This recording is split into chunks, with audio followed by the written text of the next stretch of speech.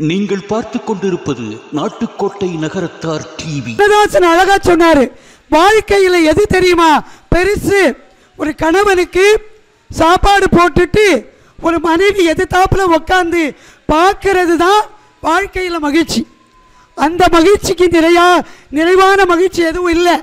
இப்பெல்லாம் யார் சாப்பாடு போடுறா? ஆட்சி வேலைக்கு போயிடுறாங்க, செட்டியார் வேலைக்கு போயிடுறாரு. எப்பவோ ரெண்டு பேரும் சேர்ந்து சாப்பிடுவது என்பதே அரிதாகி போய்விட்டது. தயவு செய்து இங்கே இருக்கிறவர்களுக்கு சொல்லுகிறேன், கணவனும் மனைவியும் குழந்தைகளோடு பேரன் பேத்திகளோடு வாரத்தில் ஒரு நாளாவது சேர்ந்து சாப்பிடுங்க. யார் தொழிலில் நஷ்டமடைந்து எதுவும் செய்ய முடியாத சூழ்நிலையில் இருக்கிறார்களோ அவர்கள் முருகனுக்கு முன்னால் விளக்கேற்றி வைத்து வள்ளி திருமண கதையை படித்தால் அவர் மிகப்பெரிய தொழில் அதிபராக மாற முடியும் அப்படின்னு ஒரு வாரியார் புக்கில் நான் படித்தது.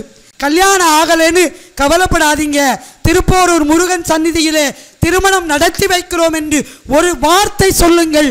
திருமணம் ஆகாத ஆணுக்கும் பெண்ணுக்கும் திருமணம் நடக்கும். அந்த முருகனுக்கு பேரு கல்யாண முருகன். அதனால தான் சிதம்பர சுவாமி பாடினாரு, எது பிழை செய்தாலும் ஏழையன கிறங்கி தீது புரியாத தெய்வமே தெய்வமே தெய்வமே. மருத்துவமும் சட்டமும் வாழ்க்கையை தக்க வைக்க அவசியமானது. ஆனால் வாழ்க்கையில் நம்மளை தக்க வச்சுக்க கவிதைகளும் கவிஞர்களும் பாடல்களும் அத்தியாவசியம். பட்டங்கள் ஆழ்வதும் சட்டங்கள் செய்வதும் பாரினில் பெண்கள் நடத்த வந்தோம் என பாரதியின் வரிகளை தனக்கானதாக எடுத்துக்கொண்டவர். ஆம், பட்டங்களை ஆள இவர் பல பட்டங்கள் பெற்றவர். PhD Tamil, MPhil Tamil, MPhil education, MA linguistics, MEd education, BEd education, MA Tamil, B literature Tamil என பல பட்டங்கள் பெற்றவர். பல ஆட்சி தமிழ் கவிதை போட்டிகளை வென்றவர். கல்விக்கு அதிபதியாம் சரஸ்வதி தேவியின் பெயர் கொண்ட நம் மக்கள் கவிஞரின் துணைவியாரான பேராசிரியை திருமதி S. சரஸ்வதி நாகப்பன் அவர்களை பேச அன்போடு அழைக்கிறோம். இவர்களுக்கு மரியாதை செய்ய திருமதி சித்ரா ஸ்ரீனிவாசன் அவர்களை பொன்னாடை பொருத்தவும் திருமதி வள்ளிமயில் வெள்ளையன் அவர்களை நினைவு பரிசு வழங்கவும் அன்போடு அழைக்கிறோம். என்ன கவி பாடினாலும் உந்தன் உள்ளம் இறங்கவில்லை முருகா முருகா முருகா. என்ன கவி பாடினாலும் உந்தன் உள்ளம் இறங்கவில்லை முருகா முருகா முருகா. அன்னையோ அறியவில்லை, தந்தையோ தெரியவில்லை. அன்னையோ அறியவில்லை, தந்தையோ தெரியவில்லை. மாமனோ பார்க்கவில்லை, மாமியோ நினைக்கவில்லை. அக்ஷர லட்சம் தந்த அனல் போஜராஜனில்லை. அக்ஷர லட்சம் தந்த அனல் போஜராஜனில்லை முருகா முருகா முருகா. இச்சனத்திலே எனக்கு பரிசளிப்பார் யாருமில்லை. இச்சனத்திலே எனக்கு பரிசளிப்பார் யாருமில்லை முருகா முருகா முருகா முருகா. இச்சனத்திலே உன்னை நான் விடுவதில்லை. இச்சனத்திலே எனக்கு பரிசளிக்க, இச்சனத்திலே எனக்கு பரிசளிக்க உன்னை நான் விடுவதில்லை முருகா முருகா முருகா முருகா முருகா முருகா. உந்தன் உள்ளம் இறங்கவில்லை முருகா முருகா முருகா. என்ன கவி பாடினாலும் உந்தன் உள்ளம் இறங்கவில்லை முருகா முருகா முருகா. அன்னையோ அறியவில்லை தந்தையோ தெரியவில்லை, அன்னையோ அறியவில்லை தந்தையோ தெரியவில்லை, மாமனோ பார்க்கவில்லை மாமியோ நினைக்கவில்லை. அக்ஷர லட்சம் தந்த அனல் போஜராஜனில்லை, அக்ஷர லட்சம் தந்த அனல் போஜராஜனில்லை. முருகா முருகா முருகா. இச்சனத்திலே எனக்கு பரிசளிப்பார் யாருமில்லை, இச்சனத்திலே எனக்கு பரிசளிப்பார் யாருமில்லை. முருகா முருகா முருகா முருகா. இச்சனத்திலே உன்னை நான் விடுவதில்லை, இச்சனத்திலே எனக்கு பரிசளிக்க, இச்சனத்திலே எனக்கு பரிசளிக்க உன்னை நான் விடுவதில்லை. முருகா முருகா முருகா முருகா முருகா முருகா. 38ஆம் ஆண்டு திருவான்மியூர் நகரத்தார் சங்கத்தினுடைய ஆண்டு விழாவினை மிகச்சீரோடும் சிறப்போடும் ஏற்பாடு செய்து நடத்தி கொண்டிருக்கின்ற சங்கத்தை சார்ந்த அத்தனை சான்றோர் பெருமக்களுக்கும் என் பணிவின் வணக்கம். நான் நேற்றைய தினம் வேலூரிலே ஒரு நிகழ்வை முடித்துவிட்டு தனியாக வீட்டுக்கு போக முடியாது காரைக்குடிக்கு. அதனால் நான் எப்போவுமே அவன் கவிஞருக்கு நிகழ்ச்சி இருந்தாலும் நான் மேடைக்கு முன்னால் வந்து உட்காந்து ரசிக்கின்ற முதல் ரசிகை நான் தான். அப்புறம்தான் நீங்கள்லாம் அப்படின்னு நான் நினைப்பேன். ஆனால் அப்படி இல்லை, நான் ரசிப்பேன்.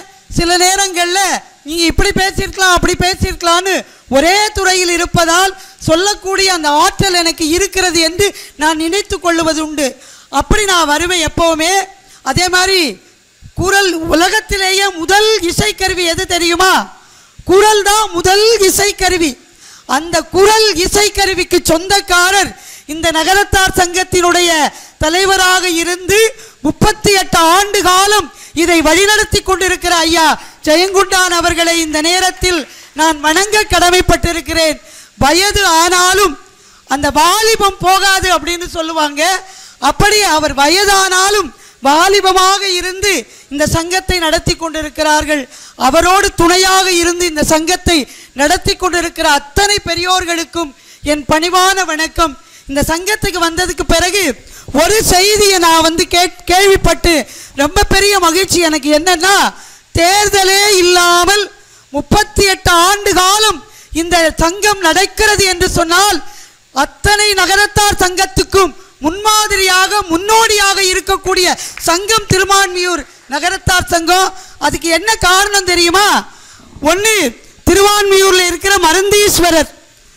எப்போவுமே நமக்கு ரொம்ப தேவையானது என்னன்னா, உலகத்தினுடைய நம்முடைய வாழ்க்கையை நடத்தி செல்வதற்கு தேவை உணவு, ஆரோக்கியமான உடல். அந்த உடலுக்கு தேவை மருந்து. அப்படி மருந்தே தேவையில்லாமல் ஆரோக்கியமாக இருக்க வேண்டும் என்பதற்காகத்தான் எம்பெருமான் சிவபெருமான் மருந்தீஸ்வரராக திருவான்மியூரிலே குடிகொண்டு உங்களை எல்லாம் காப்பாற்றி கொண்டிருக்கிறார். ஒன்று. இன்னொன்று என்ன தெரியுமா? பாம்பன் சுவாமிகள் மகான்களினுடைய வழிபாடு என்பது மிகப்பெரிய வழிபாடு. அதில் இங்கே திருவான்மியூரில் பாம்பன் சுவாமிகளுடைய ஜீவ சமாதி இருக்கிற இடம், எங்கெல்லாம் மகான்களினுடைய ஜீவ சமாதி இருக்கிறதோ அந்த இடம் வளமாகவும் செல்வமாகவும் இருக்கும் என்பதால் தான் திருவான்மியூர் நகரத்தார் சங்கம் இப்படிப்பட்ட வளமையோடு இருக்கிறது. அதுலேயும் நம்முடைய அருணாச்சலனே ஸ்மார்ட் டைமண்ட்ஸ் எங்கெல்லாம் வைரமும் வைடூரியம் இருக்குன்னா மகான்கள் இருக்கிற இடத்துல கண்டிப்பா இருக்கும். ஒரே ஒரு சின்ன செய்தி சொல்றேன். பாம்பன் சுவாமிகள் பிரப்பன் வலசு அப்படிங்கிற இடத்துல பிறந்தவர்.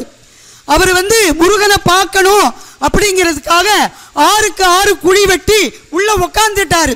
நான் ஜீவ சமாதி ஆயிடுவேன், முருகனை பார்த்தாதான் வெளியில வருவேன்னு 48 நாட்கள் அந்த 6க்கு 6 குழி 6 அடிக்கு 6 அடி உட்காந்துருக்காரு. அப்ப ரொம்ப இருட்டா இருந்துச்சுன்னு ஒரு சின்ன விளக்கு, ஒரு அகல் விளக்கை ஏற்றி வைத்துட்டு அதுல உட்காந்துட்டாரு. 48 நாட்களில் நம்முடைய தெய்வம், நின்று பேசுகிற தெய்வம், நம்மோடு பேசுகிற தெய்வம், செல்வத்துக்கு அதிபதியான தெய்வம், கோடீஸ்வர முருகனாக இருக்கிற தெய்வம், கடன் தீர்க்கிற முருகன், அப்படிப்பட்ட முருகன் எம்பெருமான் பாம்பன் சுவாமிகள்கிட்ட பேசிட்டாரு. நேரம் வந்துட்டாரு. 48 நாள் கழிச்சு அவர் வெளியில வந்தாரு. வந்ததுக்கு அப்புறம் தான் திருவான்மியூருக்கு அவர் வரக்கூடிய வாய்ப்பு கிடைத்தது. அதற்கு பிறகு தொல்லியல் துறை அதை தோண்டி எடுத்த போது 260 ஆண்டுகளாக ஏற்றி வைக்கப்பட்ட விளக்கு இன்றைக்கும் அணையாமல் இருக்கிறது என்று சொன்னால் இதை விட பெருமை திருவான்மியூருக்கு என்ன இருக்கு சொல்லுங்க. நல்ல கைத்தட்டுங்க. ரொம்ப ஒரு மாதிரி நீங்க ஒரு கச்ச கச்சன்னு இருக்கோம் நாம. ஏனென்றால் அந்த பாம்பன் சுவாமிகளினுடைய சண்முக கவசத்தை யாரெல்லாம் படிக்கிறோமோ எதிரிகளினுடைய துன்பம் இல்லாமல் தொழிலில் சிறக்க வேண்டும் என்றால் பாம்பன் சுவாமிகளினுடைய சண்முக கவசத்தை தினந்தோறும் படிங்க. இங்கே வருகை தந்திருக்கின்ற ஆட்சிமார்களுக்கும் செட்டியார்களுக்கும் என்னுடைய வணக்கம். இங்க ஒரு டாக்டர் ரொம்ப அருமையா பேசுனாங்க, டாக்டர் சவுந்தரம் அவர்கள். இன்னைக்கு வாழ்க்கைக்கு எது தேவையோ அதை ரொம்ப தெளிவா சொன்னாங்க. ஒரு 6 விஷயம், இந்த 6 விஷயத்தை நம்முடைய மூதாதையர்கள் தெளிவா பண்ணினாங்க. ஆனா இன்னைக்கு தெளிவா செய்யக்கூடிய சூழ்நிலையில் குழந்தைகளை நாம் வளர்க்க தவறிவிட்டோம் என்பதால் தான் ஒரு மருத்துவர் அறிவுரை சொல்லக்கூடிய சூழ்நிலையில இருக்காங்க. அவங்க சொன்னாங்க வாக்கிங் போகணும். நீங்க வாக்கிங் போய் பாருங்களே, வயதான செட்டியாரு ஆச்சியும் வாக்கிங் போவாங்க. ஒரு காலத்துல சின்ன வயசு 25 வயசுல செட்டியாரு, ஆட்சிக்கு ஒரு 20 வயசு இருக்கும். அப்படியெல்லாம் அப்ப இல்லை. செட்டியாருக்கு 25 வயசுனா ஆட்சிக்கு 15 வயசு. 10 வருஷம் வித்தியாசத்தில் கல்யாணம் பண்ணவங்க உண்டு. 15 வருஷம் வித்தியாசத்தில் கல்யாணம் செய்த போது அந்த வாழ்க்கை மகிழ்ச்சியாக விட்டு கொடுத்து ஆரோக்கியமான வாழ்க்கையாக இருந்தது. இன்னைக்கு 1 வருஷம் 6 மாசம் டிஃபரன்ஸ் இருந்தா போதும்னு சொல்லும் போது சில சங்கடங்கள் வாழ்க்கையில் வருது. அதுக்கு என்ன காரணம்னு தெரியல. வாக்கிங் போகணும்னு நாங்கள்ல இங்க இருக்கிற பெரியவங்களுக்கு சொல்றேன், வாக்கிங் போகுது செட்டியார் கையை ஆட்சி பிடிச்சுக்கோங்க. செட்டியார் கையை ஆட்சி கெட்டியா பிடிச்சுக்கோங்க. பிடிச்சுக்கிட்டே நடந்து போங்க. நடந்து போகும்போது இளமை காலத்தில் அங்க இருக்க ஆட்சியெல்லாம் சிரிக்கிறாங்க. எங்க செட்டியார் கூட வந்தால நான் பிடிச்சுக்கிட்டு போங்க. செட்டியார் போறாரு அரை கிலோமீட்டருக்கு முன்னால, நான் பின்னால போறேன்னு விடாதீங்க, விடாதீங்க, பிடிச்சுக்கோங்க கைய. போகும்போது இளமை காலத்தில் எப்படியெல்லாம் வாழ்க்கையை சந்தோஷமாக மகிழ்ச்சியா ஏக்கங்களோடு வாழ்ந்தோம் என்றெல்லாம் நீங்கள் பேசிக்கொண்டு போகிற போது 80 வயது பெரியவர் 100 வயதை தொட்டுவிடக்கூடிய ஆற்றல் கண்டிப்பாக இருக்கும். செட்டியார் கையை பிடிச்சுக்கணும். செட்டியார்களுக்கு சொல்றேன், ஆட்சி கையை பிடிச்சுக்கோங்க. கவிஞருக்கு சேர்த்து தான் சொல்றேன், நான் பிடிச்சிக்க மாட்டாங்க. அவங்களுக்குள்ளே ஒரு கூச்சம், ஒரு வெக்கம் இதெல்லாம் இருக்கும். நீங்க அதெல்லாம் நினைக்கூடாது. ஏனென்றால் 98வது ஆண்டு விழா பிற நினைவு நாள் வர இருக்கிறது கண்ணதாசனுக்கு. கண்ணதாசன் அழகா சொன்னாரு, வாழ்க்கையில் எது தெரியுமா பெருசு? ஒரு கணவனுக்கு சாப்பாடு போட்டுட்டு ஒரு மனைவி எதிர்த்தாப்புல உட்காந்து பார்க்கறது தான் வாழ்க்கையில் மகிழ்ச்சி. அந்த மகிழ்ச்சிக்கு நிறைவான மகிழ்ச்சி எதுவும் இல்லை. இப்பெல்லாம் யார் சாப்பாடு போடுறா? ஆட்சி வேலைக்கு போயிடுறாங்க, செட்டியார் வேலைக்கு போயிடுறாரு. எப்பவோ 2 பேரும் சேர்ந்து சாப்பிடுவது என்பதே அரிதாகி போய்விட்டது. தயவு செய்து இங்கே இருக்கிறவர்களுக்கு சொல்லுகிறேன், கணவனும் மனைவியும் குழந்தைகளோடு பேரன் பேத்திகளோடு வாரத்தில் 1 நாளாவது சேர்ந்து சாப்பிடுங்க, சேர்ந்து சாப்பிடுங்க. அதனால்தான் கண்ணதாசன் சொல்லுவார், உண்ணும் அழகை பார்த்திருப்பாயே, உறங்க வைத்து விழித்திருப்பாயே, கண்ணைமை போல் காத்து நிற்பாயே, உதய நிலவே கண் துயில்வாயே. பாலும் பழமும் கைகளில் ஏந்தி பவழவாயில் புன்னகை சிந்தி கோலமயில் போல் நீ வருவாயே கொஞ்சம் கிளியே அமைதி கொள்வாயே. அதனால வாழ்க்கையில் ரெண்டு விஷயத்தை கையில் வச்சுக்கோங்க. ஒன்று தானம் பண்ணணும், இன்னொன்று மற்றவங்களுக்கு உதவி செய்யணும். இது ரெண்டும் வாழ்க்கையில் நீங்கள் எப்போவுமே மைண்டில் வச்சுக்க வேண்டியது. யாரோ ஒருத்தருக்கு தானம் செய்யுங்க, யாரோ ஒருத்தருக்கு உதவி செய்யுங்க. உதவி என்பது வேறு, தானம் என்பது வேறு. எப்படின்னா இன்றைக்கி தானம் தர்மம் அப்படின்னு ரொம்ப பெரிய விஷயத்தில் நாம் முன்னால் இருக்கோம் அப்படின்னா அதுக்கு காரணம் நம்முடைய மூதாதையர்கள். ஒரு ஆட்சி என்ன பண்ணாங்க, சமைப்பாங்க, நிறைய டிஃபன் பாக்ஸில் எடுத்து வச்சு கொடுப்பாங்க. இப்படியே தானம் பண்ணிகிட்டே வர்றா, செல்வமெல்லாம் குறைஞ்சி போயிடுது. அந்த டிஃபன் பாக்ஸ் எண்ணிக்கை குறைஞ்சிருச்சு.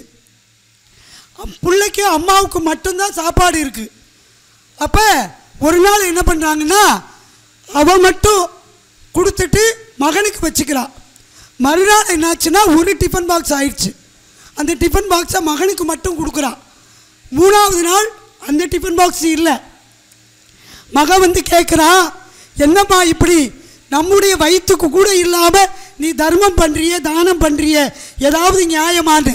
ஒன்றே அவன் சொல்கிறா, தான தர்மத்தை பண்ணி தெரிஞ்சுக்கணுன்னா ஒரு பரதேசி வழியில் போகிறாரு. அவர் சொல்கிறாரு, தானத்தை தர்மத்தை தெரிஞ்சுக்கணுமா, இவனை காட்டுக்கு அனுப்புனார். உடனே அவன் காட்டுக்கு போனான். போகிற வழியில் ஒரு பெரிய மரம் இருக்குது. மரத்தில் பார்த்தா மாம்பழம் காய்ச்சி தொங்குது. உடனே அவன் பறித்து சாப்பிட்ணுன்னு நினைக்கிறான். அவன் கேட்குறான், இங்கே பறித்து சாப்பிட்டுட்டு போகலாமான்னு. உடனே அவன் மரம் கேட்குது, நீ எங்கே போகிற அப்படின்னு. நான் கடவுளை பார்க்க போகிறேன்னா. நீ எங்கே போகிற, கடவுளை பார்க்க போகிறேன். அப்படியா, கடவுள்கிட்ட கேளு, இந்த மாதிரி ஒரு மாமரம் நிற்கிது, அந்த மரத்தில் பழமெல்லாம் காய்ச்சி தொங்குது, இந்த மரத்துக்கு எப்போ சொர்க்கம் கிடைக்கும்னு கேளு, கடவுளை பார்த்தான்னு. கொஞ்சம் தூரம் தள்ளி போனால் ஒரு கடல், சிப்பி முத்து அப்படியே மிதக்குது. உடனே சிப்பியை பார்க்குது, சிப்பிக்கு கேட்குது, எங்கடா போகிறேன் அப்படின்னு. உடனே அவன் சொன்னான், கடவுளை பார்க்க போகிறேன். கடவுள்கிட்ட கேளு, இந்த முத்துக்கு எப்போ சொர்க்கம் கிடைக்கும் கேளு. கொஞ்சம் தூரம் தள்ளி போனால் ஒரு புத்து, பாம்பு புத்து, அதில் நாகம் நின்று படம் எடுத்து ஆடுது.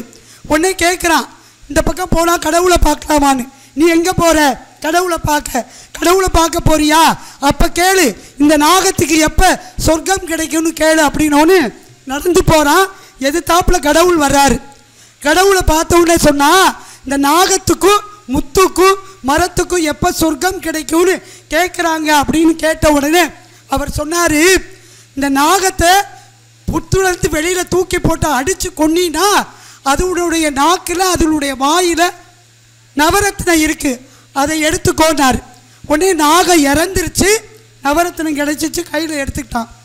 நேர கடலுக்கு வந்தான். சிப்பியை தூக்கி வெளியில் போட்டு முத்தை சொர்க்கத்துக்கு அனுப்புனா கையில் முத்து கிடைச்சிருச்சு. நேரம் மாமரத்துக்கிட்ட வந்தான், நீ தூரோடு சாஞ்சிட்டா உனக்கு சொர்க்கம் கிடைக்குமான்னா. உடனே மாமரம் அப்படியே தூரோடு சாஞ்சிருச்சு. உள்ள அப்படி தோண்டி எடுக்கும்போது ஒரு பெரிய பானையில் தங்க காசு இருந்துச்சு. எல்லாத்தையும் எடுத்துக்கிட்டு அப்படியே வீட்டுக்கு வந்தான். அப்போ தான் ஒரு பரதேசி சொன்னார், தானம் கொடுத்தால் என்ன கிடைக்கும் என்று கேட்டாய், ஒருவேளை சோறு கொடுத்தால் உனக்கு முத்து கிடைக்கும், நவரத்னம் கிடைக்கும், தங்க காசு கிடைக்கும். அப்படி தானத்தையும் தர்மத்தையும் செய்த இனம்தான் நகரத்தார் இனம். தங்கமும் வைரமும் வைடூரியமும் கொட்டி கிடக்கிற இனமாக பிறந்ததற்கு காரணம் நம்முடைய மூதாதையர்கள் செய்த தானமும் தர்மமும் தான். அதனால தான் ஒரு தாலாட்டில் கூட சொல்லுவா, எப்படிப்பட்ட பரம்பரை, சிவனுக்கு பூஜை செய்த பரம்பரை. முத்தில் ஒரு முத்தோ, முதிர விளைந்த முத்தோ, தேர விளைந்த முத்தோ, தில்லை குகந்த முத்தோ, பாண்டி பெருமுத்தோ, பாட்டன்மார் ஆண்ட முத்தோ, ஆணி பெருமுத்தோ, ஐயாக்கள் ஆண்ட முத்தோன்னு சொல்கிற போது சொல்லுவாங்க, சிவனுக்கு பூஜை செய்த பரம்பரையில் வந்தவர்கள் நாம், அதனால் சிவனுக்கு பூஜை செய்யுங்கன்னு. அப்படிப்பட்ட பெரிய ஆன்மீக உலகத்தில் மிகப்பெரிய முன்னோடியாக இருக்கிறவர்கள் நகரத்தார் இனம். ஐயா கூட சொன்னாங்க, முருகனை பிடிச்சுக்கிட்ட இனம் நம்முடைய இனம். ஏன் தெரியுமா, 400 ஆண்டுகளுக்கு முன்னால் முருகனை நோக்கி பழனியை நோக்கி நாம் போனதுக்கு என்ன காரணம் தெரியுமா? 6 படை வீடு உண்டு.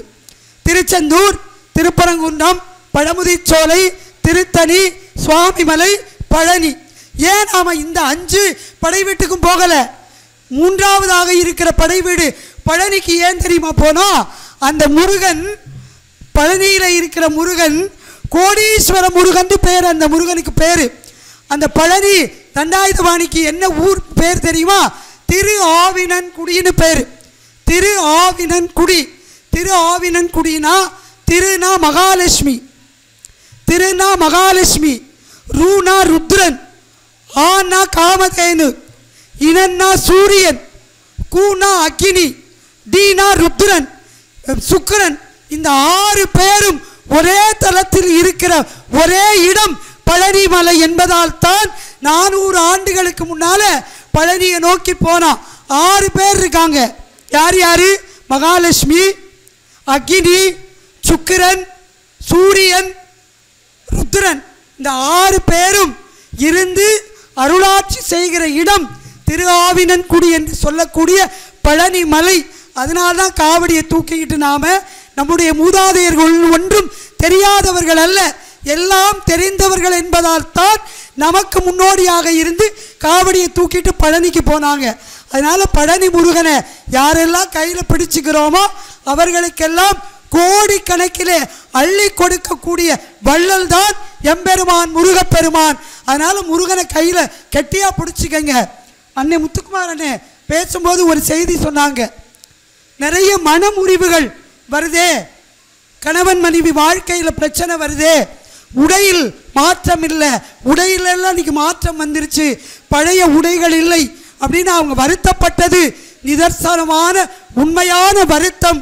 அந்த வருத்தம் நகரத்தாராக பிறந்த ஒவ்வொருவருக்கும் இருக்க வேண்டிய வருத்தம். ஏன் தெரியுமா? ஒரு காலத்தில் கணவன் மனைவி கிட்ட சொல்லி கொடுக்கும்போது, ஒரு பெண்ணை கல்யாணம் பண்ணி வீட்டை விட்டு அனுப்பும்போது, ஆத்தா, அப்பச்சி, ஆயா, ஐயா, அப்பத்தா, ஐயா எல்லாரும் சொன்னது, ஆத்தா அந்த வீட்டில் நல்லா இருக்கும், கெடுதலும் இருக்கும், நிறையும் இருக்கும், குறையும் இருக்கும், இந்த வீட்டில் வாழ்ந்ததை நினைக்கக்கூடாது, புகுந்த வீட்டிலே உன்னுடைய பெயரை காப்பாற்றணும், இந்த பிறந்த வீட்டு பெருமையை புகுந்த வீட்டில் காப்பாற்றணும்னு சொல்லி கொடுத்து அனுப்பிய தாய் தந்தையர் உண்டு. ஆனால் இன்னைக்கு அப்படி இல்லை. காலையில் கணவன் ஆஃபீஸ்க்கு போன உடனே ஃபோனை அம்மா எடுத்துட்றா, மகன் அங்கே எடுத்துட்றா. அம்மா கேட்குறா, உங்கள் செட்டியார் என்ன பண்ணாரு, அவர் என்ன பண்ணாருன்னா சொல்ல முடியுமா? ஒரு மகத்தை கேட்குற கேள்வி ஆயுது. கேட்குற அம்மா, காலையில் என்ன பண்ண, நீங்கள் என்ன பண்ணினீங்களோ அதை தான் அவள் பண்ணுவா. நீங்கள் காப்பி போட்டால் அவள் காப்பி போடுவா, நீங்கள் சமைச்சிருந்தா அவள் சமைப்பா, நீங்கள் சாமி கும்பிட்டுருந்தா அவள் சாமி கும்பிடுவா, நீங்கள் புரணி பேசுனா அவள் புரணி பேசுவா. ஒன்றே இல்லைம்மா, எங்கள் செட்டியார் அப்படி சொல்கிறாரு, எங்கள் மாமியார் அப்படி சொல்கிறாங்க, என் குழந்தனார் இப்படி சொல்கிறாரு, என் நாத்தனா திட்டா சொன்னால் என்ன, நீ கேட்டுக்கோ. நீங்கள் நாத்தனார்த்த திட்டே வாங்கலையா, மாமியார்த்த திட்டே வாங்கலையா, மாமனார் உங்களை ஒன்றுமே சொல்லலையா, அப்படியே பொன்னொரு தொட்டு பூவொரு தொட்டுமாவா நீங்கள் வாழ்ந்தீங்க. நீங்கள் கணவன் மனைவியோடு ஒற்றுமையாக இருப்பதைப் போல உங்களுடைய பிள்ளையும் உங்களுடைய மகளும் ஒற்றுமையாக இருக்க வேண்டும் என்கின்ற சிந்தனை பெண்ணை பெற்ற ஒவ்வொரு தாய்க்கும் தகப்பனுக்கும் கண்டிப்பாக இருக்கணும். ஏதாவது பிரச்சனைனா உடனே வந்துரு வீட்டுக்கு, உடனே வந்துரு, உடனே வீட்டுக்கு, உடனே வந்துரு. வர்றதுக்கு எதுக்கா கல்யாணம் பண்ணி கொடுக்குறீங்க? 50 லட்சம் 60 லட்சம் செலவு பண்ணி 7 பலகாரம் அவங்க வீட்டில் போட்டாங்க, சுப்பையா செட்டியார் வீட்டில் நாங்கள் 11 பலகாரம் போடுறோம்னு போட்டு எதுக்கு கல்யாணம் பண்ணுறீங்க? தயவு செய்து நாங்கள் நீங்கள் கோவிச்சுக்காதீங்க. யாரும் ஆட்சிமார்கள் பெண்ணை பெற்றவர்கள் விட்டு கொடுத்து போனால் மட்டும்தான் நகரத்தார் இனத்துடைய புள்ளிகள் மீண்டும் பெருகும். மிகப்பெரிய இனமாக நகரத்தார் இனம் உருவாக வேண்டும் என்றால் பெண்ணை பெற்றவர்கள் கொஞ்சம் பொறுமையா விட்டு கொடுத்து இருக்கிறது போதும் அப்படின்னு நினைச்சா மட்டும்தான் நிறைய ஆண்கள் பிள்ளைகளுக்கு திருமணம் நடக்கும். திருமணம் நடக்கணும்னா ஒரே ஒரு பரிகாரம் சொல்றேன். நாம குலதெய்வத்தை கும்பிடாம எந்த விஷயத்தையும் பண்ண மாட்டோம். ஆழ்த்துப்பட்டிய நீங்கள் நம்ம பழனிக்கு காவடி எடுத்துகிட்டு போகணுன்னா கூட 11 ரூபா குலதெய்வத்துக்கு எடுத்து கட்டி வச்சுட்டு முடிஞ்சு வச்சுட்டு தான் போவோம். அது மாதிரி ஒரு ஆணுக்கு பெண்ணுக்கும் திருமணம் நடக்கணும்னா நீங்கள் செய்ய வேண்டிய பரிகாரம் ஒன்று தான். உங்களுடைய குலதெய்வ கோயிலுக்கு 9 வாரம் போகணும். எப்படி போகணும்னா, முதல் நாள் வீட்டில் ஒரு 1/2 கிலோ வெல்லம் வாங்கி வச்சுருங்க, 1/2 கிலோ வெல்லம் கேட்குதா நான் பேசுறது? வெல்லம் வாங்கி வச்சுக்கோங்க, சாமி அறையில் வச்சுருங்க. மறுநாள் காலையில் கோயிலுக்கு போங்க. எந்த நம்முடைய குலதெய்வ கோயில்களில் ஊரணி இல்லாத கோயிலே இருக்காது. செட்டிநாட்டு வட்டகையில் 72 ஊர்லேயும் ஒரு குலதெய்வ கோயில் ஒரு ஊரணி, ஒரு பிள்ளையார் கோயில் ஒரு ஊரணி, ஒரு சிவன் கோயில் ஒரு ஊரணி, ஒரு அம்மன் கோயில் ஒரு ஊரணி, ஒரு ஐயனார் கோயில் ஒரு ஊரணி. ஊரணி இல்லாத கோவிலே இருக்காது. கொண்டு போய் சாமி கிட்ட வச்சு பாதத்தில் வச்சு சாமி கும்பிட்டுட்டு வாங்கிட்டு வந்து தண்ணியில் ஊரணி தண்ணியில் கரைச்சி விட்டுட்டு நீங்கள் செய்ய வேண்டியது வேண்ட வேண்டியது ஒரே ஒரு பிரார்த்தனை, என் மகனுக்கு ஒரு நல்ல பெண்ணா என் வீட்டில் எங்கு விளக்கேற்ற வருகிற மகாலட்சுமியாக ஒரு பெண்ணை அமைச்சு கொடுன்னு வேண்டுங்கள். 9 வாரம் முடிவதற்குள்ளாக நல்ல பெண்ணுக்கு நல்ல மாப்பிள்ளை, நல்ல மாப்பிள்ளைக்கு நல்ல பெண் கிடைக்கும். நல்ல மாப்பிள்ளைக்கு நல்ல பெண், நல்ல பெண்ணுக்கு நல்ல மாப்பிள்ளை. இதை சிறுவையில் நான் சொன்னேன். பொன்னழகி அம்மன் கோயில் வாசலில் 3 வருஷத்துக்கு முன்னால் சொன்னேன். கிட்டத்தட்ட ஒரு 15 கல்யாணங்களுக்கு மேல் இந்த பரிகாரத்தை செய்து முடித்திருக்கிறார்கள் என்று சொன்னால் இங்கே இருக்கிற பெருமக்களுக்கு சொல்லுகிறேன், திருமணம் ஆகவில்லை என்று வருத்தப்படாதீர்கள். குலதெய்வத்தை கையில் பிடித்து கொள்ளுங்கள். நீங்கள் கணவனை பிடிச்சிக்கிட்டு நடக்கிறீங்களோ இல்லையோ, குலதெய்வத்தை கையில் பிடித்து கொண்டு நடங்கள். உங்கள் கூடவே அவர் வருவார். ஒரு பரிகாரம். இன்னொரு பரிகாரம், நான் கோயம்புத்தூருக்கு ஒரு நிகழ்ச்சிக்கு போயிருந்தேன். ஒரு பெரிய ஹோட்டல் முதலாளி அவர் என்கிட்ட பேசுகிறார். அப்போ நான் தோரண கணபதினு நம்முடைய கோவிலில் முன்னால் சிவன் கோயிலுக்கு போகும்போது வாசலில் தோரண கணபதி இருப்பார். அவரை பார்த்து யாரும் நாம் கும்பிடுறதில்லை, உள்ளே போயிருக்கிற விநாயகர் தான் வணங்குவோம். இந்த தோரண கணபதியை பற்றி ஒரு 2 நிமிஷம் சொல்லிவிட்டு நான் கீழே இறங்கி வந்துட்டேன். வந்த உடனே அவர் வேகமாக வந்தார். அம்மா நீங்கள் தோரண கணபதியை பற்றி சொன்னீங்க, நான் கோயம்புத்தூரில் பெரிய ஹோட்டல் முதலாளி, ஆனால் நான் சரியாக நிர்வாகம் பண்ணாமல் ஹோட்டல் எல்லாம் இன்றைக்கி எதுவுமே இல்லாமல் போச்சு. தெருவில் பிச்சை எடுக்கக்கூடிய சூழ்நிலைக்கு நான் தள்ளப்பட்டிருக்கிறேன். நான் என்ன பண்ணணும்னு கேட்டார். நான் எப்போவோ படித்தது, ஒரு 20 ஆண்டுகளுக்கு முன்னால் வள்ளி திருமண கதையை நான் படித்தேன். அதில் ஒரு வரி இருந்தது, என்ன தெரியுமா? யார் தொழிலில் நஷ்டமடைந்து எதுவும் செய்ய முடியாத சூழ்நிலையில் இருக்கிறார்களோ அவர்கள் முருகனுக்கு முன்னால் விளக்கேற்றி வைத்து வள்ளி திருமண கதையை படித்தால் அவர் மிகப்பெரிய தொழில் அதிபராக மாற முடியும் அப்படின்னு ஒரு வாரியார் புக்கில் நான் படித்தது. டக்குன்னு எனக்கு ஞாபகம் வந்துருச்சு. எனக்கு எப்போவுமே நினைவாற்றல் கூட, நான் யாரையுமே மறக்க மாட்டேன்.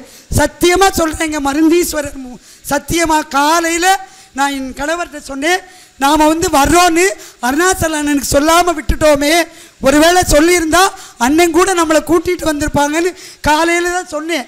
ஏன் அண்ணனுக்கு ஃபோன் பண்ணலைன்னா, நான் சென்னைக்கு ட்ரெயினில் வரும்போது ராமசாமின்னு ஒரு டி நகரில் இருக்காங்க அண்ணா, அவர் இவரை பற்றி பேசிட்டு வந்தோம் அண்ணனை பற்றி. அப்போ சொன்னாங்க அருணாச்சலன்னு அமெரிக்கா போயிருக்காருன்னு சொல்லிட்டாங்க. ஆனால் அது என்னன்னு எனக்கு எவ்வளோ சரின்னு எனக்கு தெரியாது. அதனால தான் அண்ணனுக்கு ஃபோன் பண்ணலை. ஏனென்றால் சில நேரங்களில் மனிதர்களுக்கு நன்றி உணர்வு ரொம்ப முக்கியம். அதில் நாங்கள் அவர் மேலே ரொம்ப நன்றியோடு இருப்போம். அப்போ இந்த வள்ளி திருமணத்தை படிக்கணும்னு நான் சொன்னேன். டக்குன்னு எனக்கு ஞாபகம் வந்துருச்சு. நான் சொல்லிட்டு கிட்டத்தட்ட ஒரு 2 ஆண்டு காலத்திற்கு பிறகு கரட்டுமலை முருகன் கோயிலுக்கு நான் போனேன். அவர் அங்கே வந்துட்டார் என்னை பார்க்க. அம்மா நீங்கள் சொன்னீங்க ஒரு 3 மாத காலம் என் மனைவி வீட்டிலே விளக்கேற்றி வைத்து முருகனுக்கு முன்னால் வள்ளி திருமண கதையை படித்தால் இன்றைக்கு 6 பிரான்ச் 6 ஊரில் இருக்கு என்று சொன்னார். என்று சொன்னால் வள்ளி திருமணம் என்பது பெரிய சக்தி. அதனால்தான் நீங்கள் முருகனை கெட்டியாக பிடிச்சுக்கணும். எந்த இனம் முருகனை பிடித்திருக்கிறதோ இல்லையோ, நகரத்தார் இனம் முருகனை கெட்டியாக பிடிச்சுக்கிட்டது காரணம் வள்ளி திருமண கதை. அதனால் உங்களுக்கு பிரச்சனைன்னு வந்தால் வள்ளி திருமணத்தை படியுங்கள், வள்ளி திருமண கதையை கேளுங்கள், வாழ்க்கை ஒளிமயமாக மாறும் என்பதை சொல்லி, நான் அழையாத விருந்தாளியாக அழைப்பிலே பெயரில்லை என்றாலும் நான் பேசுவதற்கு விரும்புகிற இடம் நகரத்தார் சங்கங்கள், நகரத்தார் பெருமக்கள் இருக்கிற இடத்திலே பேசுவது மிகப்பெரிய இஷ்டமாக இருக்கும், மகிழ்ச்சியாக இருக்கும், சந்தோஷமாக இருக்கும். இந்த நாள் என் வாழ்க்கையில் இனிய நாளாக அமைத்து விட்டது என்பதை சொல்லி, திருப்போரூர் முருகனை பற்றி அன்யா சொன்னார்கள். திருப்போரூர் முருகன் சிதம்பர சுவாமிகளால் உருவாக்கப்பட்டதல்ல, தோண்டி எடுக்கப்பட்ட முருகன். அந்த முருகனுடைய விக்கிரகத்துக்கு அபிஷேகம் செய்ய கிடையாது, வேற ஒரு விக்கிரகத்துக்கு தான் அபிஷேகம் பண்ணுவாங்க.